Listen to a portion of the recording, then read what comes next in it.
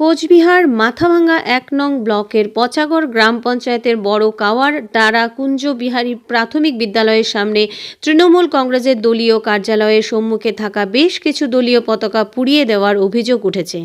ঘটনায় খবর পেয়ে ঘটনাস্থলে যায় মাথাভাঙ্গা থানার পুলিশ। গোটা ঘটনায় তদন্তে নেমেছে পুলিশ।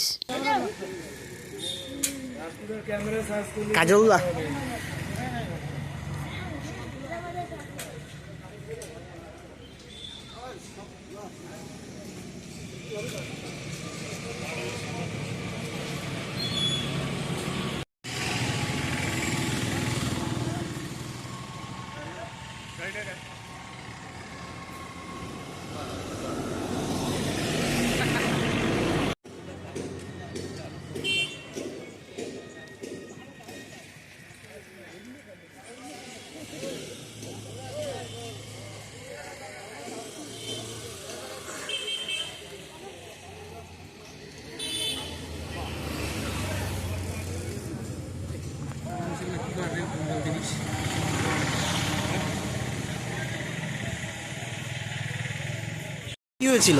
তৃণমূলের পার্টির ফ্ল্যাগ পুড়াই দিয়েছে। আচ্ছা আচ্ছা, কালকে আমরা 9টার দিকে বন্ধ করে যাই। আজকে সকালবেলা খবর পাই দোকানদারের কাছ থেকে যে তৃণমূলের পার্টির ফ্ল্যাগ পুড়াই দিয়েছে। আইসে আমরা সরজীবনী দেখতে পাই তৃণমূলের ফ্ল্যাগগুলো আগুন লাগাই দিয়ে পুড়াই দিয়েছে। এটা কখনের ঘটনা মনে হতে পারে? সেটা আমরা তো 9টার 10টার দিকে এখানে আমরা চলে গেছি বাড়ি রাত্রেবেলা। দোকানদাররা আরও পড়ে যায়।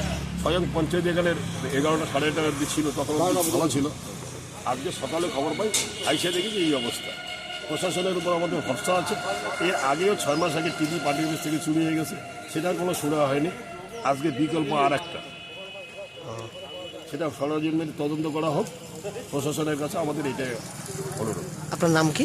আমার নাম ভবেন্দ্রনাথ বর্মন। আচ্ছা, ঠিক আছে।